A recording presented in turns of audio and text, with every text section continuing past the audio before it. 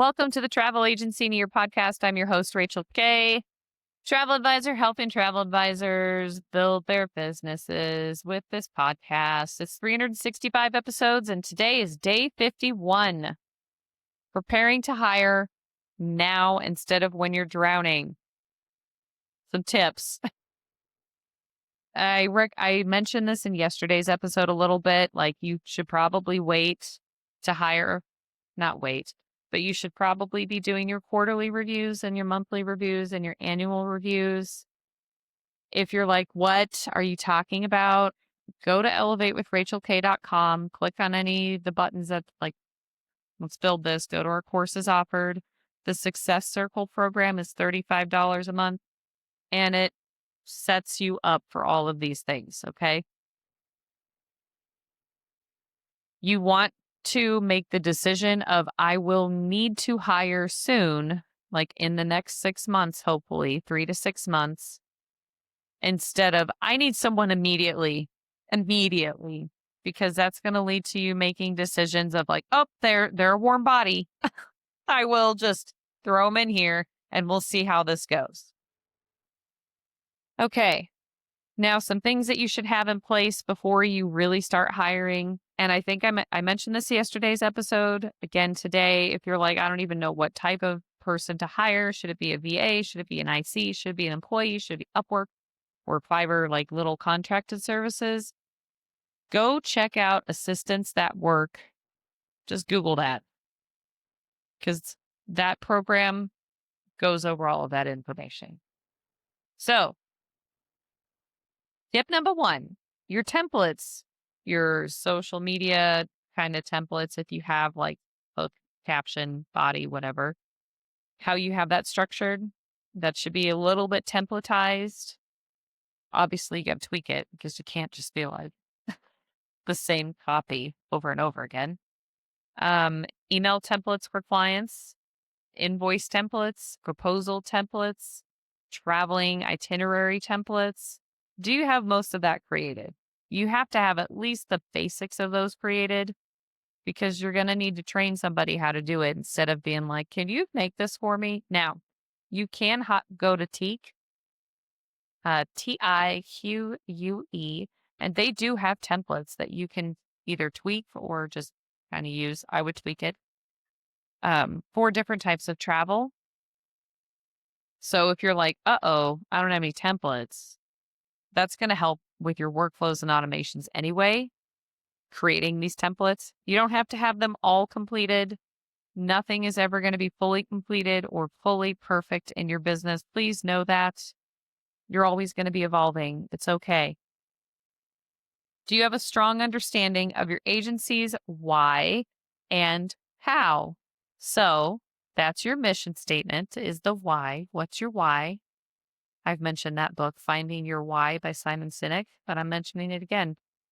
And the how, which is your communication philosophy and your overall, there's so many episodes we've covered on this topic. So pre-day 51, you can look into that.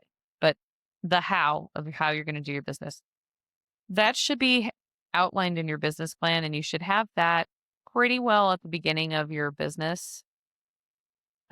Even if you're working under a host or if you're working for another agency as an IC, you should have your own. Obviously, you're not going to work for an agency or host if they don't. Hosts pretty well should leave you alone because you're an IC. Agents should pretty well leave you alone because you're an IC.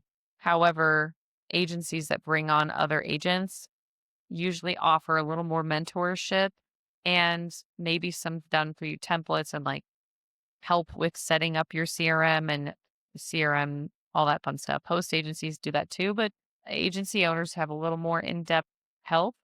So you want to make sure that their brand and their philosophy aligns with yours. It doesn't have to be 100% identical because you're not an employee, but just know that if they're like some big agency that just farms out a bunch of trips and they're just all about sell, sell, sell, we don't care about service, go get on Reddit and spam everywhere and you'll make money. Or if it's like an MLM creepy setup where it's like, oh, you're not making any money, we'll just get more people on your team.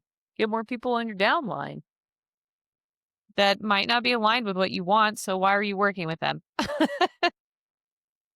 But then there's a lot of like independent agency owners and agency owners under hosts that are a little more helpful with creating your business.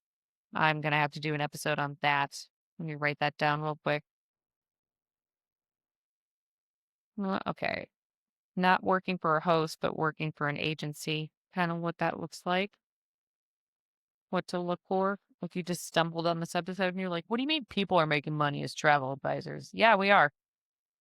Anyway, do you have your SOPs in place? If not, begin creating them. What is an SOP? It is standard operating procedure. It is the recipe or formula that you will always use to serve and create the experience for your clients. And I'm just thinking, like, I thought of recipes of like, bake a cake. But like, I have a chocolate chip cookie recipe that's like an amalgamation of like 6 different chocolate chip cookie recipes that I experimented with over the years. And that is when I'm a grandma, those are the cookies I will be making. And I'm like working on other dishes and things like that. So that's like my little grandma SOPs. Anyway, same thing in your business. So you can screen record certain tasks. Obviously, don't screen record processing payments. You don't want to do that because that's danger. Like if anything gets hacked and you're like, so anyway, enter the security code and here's all this private information. So you can fake it though. You can use fake numbers and fake information. And I always recommend creating a fake client for my agents on my team to test out everything that they want to try in my CRM and for some practice. Excuse me. So I always tell them to make the last name test in like all caps so they know that that's a fake person. And they can put in like a personal email if they want to test automations or their travel agency email, whatever they want to do. And then they can play around. So when you are screen recording, if you are screen recording, here's how to apply payment. You're going to have a fake trip in the supplier thing, and a fake client and all of the steps, right? And I'm a big fan of short videos.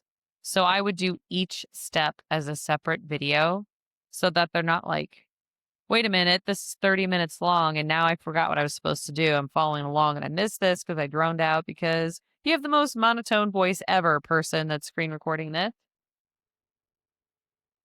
So I would do little short videos. So as an example, if you're like, what the heck is she talking about? If you have a personal information, or let's start from the very beginning. Let's say you have a service agreement. You should have a service agreement regardless of whether or not you charge a fee.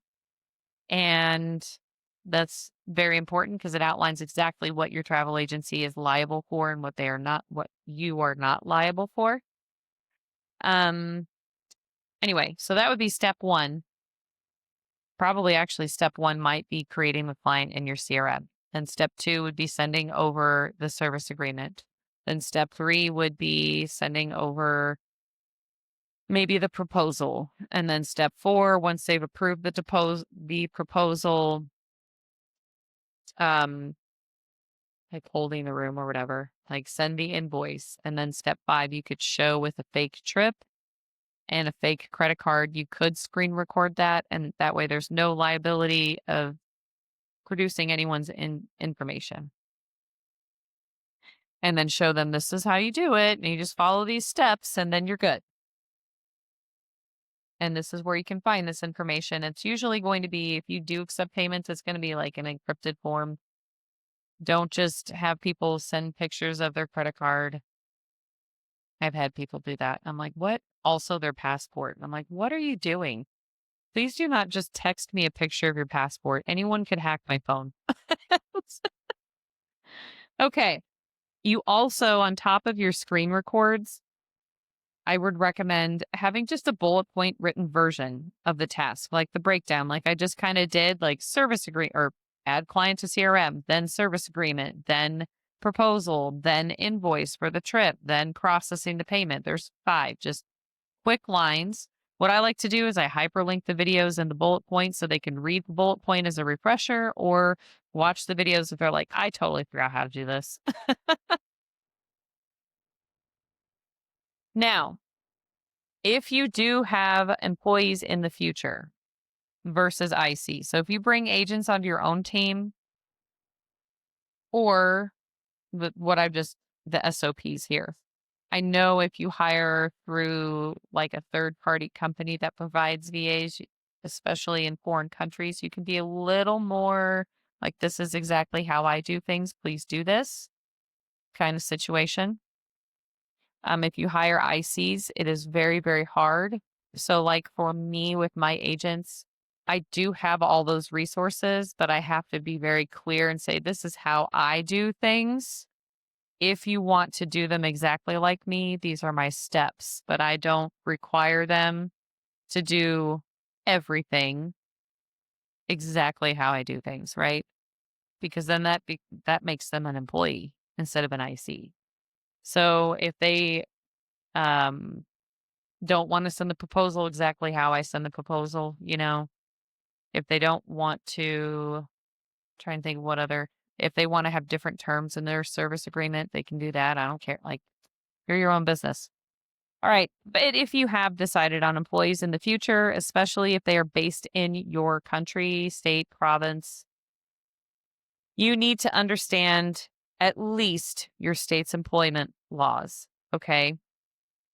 And this applies to if you make yourself an employee on payroll. You've got to understand your employment laws and regulations for your state at a minimum.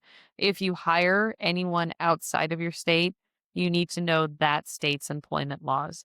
And so that could mean you may have to be instantly required to provide not only unemployment insurance, but work comp, even if it's just sitting at a desk. You got to think about that. Just it varies from one state to the next.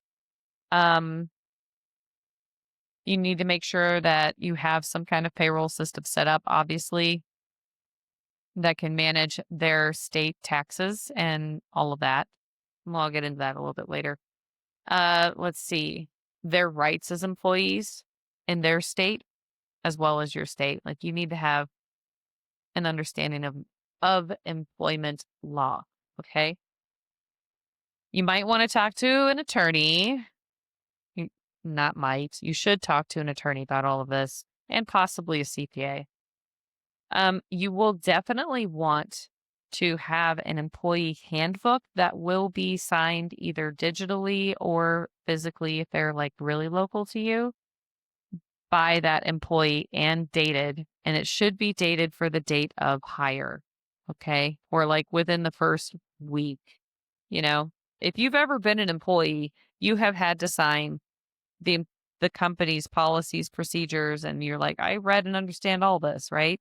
Does not matter where you're working, you have to sign it.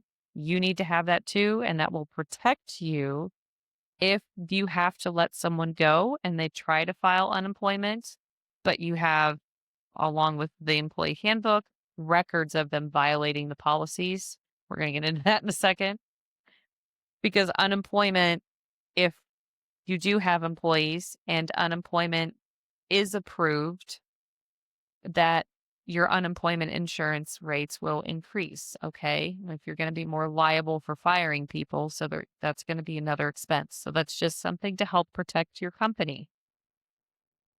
Um, so you want to have like company policies. What benefits do you offer at the time of hire?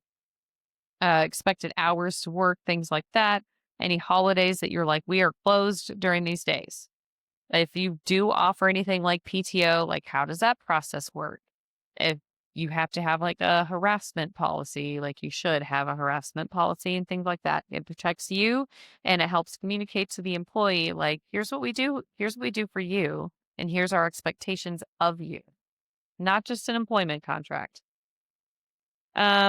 You want to have some kind of form for discipline and create like PIPs, performance improvement plans, and have that generally listed. Like, hey, if you have set hours that they have to work, like you've got to be here Monday through Friday, 8:30 a.m. to 5 p.m. or whatever the heck with a 1 hour lunch break. But again, that's employee laws. Like check your state or their state for that for breaks. But anyway, um, if you're late, you have to put this in your little handbook. If you're late once, it's just a verbal warning. If you're late twice, it's a written warning. If you're late 3 times or tardy, like unexcused absence, you're going to be written up with a performance improvement plan that'll be 90 days. I know you're like, what? What do you mean I have to have all this? It's just a safeguard. You could go in blind and be like, I'm going to hire an employee. And then you might get screwed if they quit or if they don't quit, but if you have to fire them. So just be careful, is what I'm saying. You can outsource all of this possibly to an attorney that could write this all up for you. It will be a big fee compared to you. Like I would at least have an attorney review what you've created, like a business law attorney to make sure. And they may need to create a separate addendum. If you were to hire someone out of state, you might want to have a business attorney that specializes in employment law, not a business attorney that specializes in creating LLCs. Okay. And you might want to consider, if you don't already, having a CPA just to run the payroll and make sure everything's in tax compliance. There are software programs that will do it for you for an additional fee, and they will send your staff members, ICs, or whatever, the necessary paperwork based on their classification of employment with you, if it's an independent contractor or W 2 employee, and they can fill out and submit everything in there. And then they will file all the quarterly taxes and all that fun stuff, payroll taxes for you. If you try to DIY it, it's good luck. Good luck. Definitely at least one software that does it for you and is in compliance for you, or hire a CPA to do it. Okay. All right. So there's a bunch of overwhelming things to consider if you're ready to scale. I'm not an attorney, but this is just from like a legal standpoint, what's to consider. Again, talk to an attorney that specializes in employment law to help you understand what your options are with regards to creating an employee handbook, and specifically for employees, like very, very specifically, if you're going to hire employees, what needs to happen. This is just my experience from having to hire employees, what I needed to have done. And I'm passing this information along to you, but I am not an attorney. So I hope you found this information helpful and something to consider. This is a big reason why a lot of small business owners do end up going the independent contractor route versus having W 2 employees. W 2 employees is a US term. Sorry if you're from Canada listening. Yeah.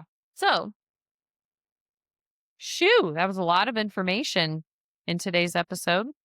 And if you liked it, if you have someone that's like, I just hired somebody to be an employee and I've got everything done, but you're like, I know they don't have an employee handbook, they can retroactively actively have an employee handbook for them to sign. But it's better to just have it done. Share this episode with them. Yeah, do it. Do it. All right. Otherwise, have a great day. I'm going to try and hit stop, but it's so bright in here.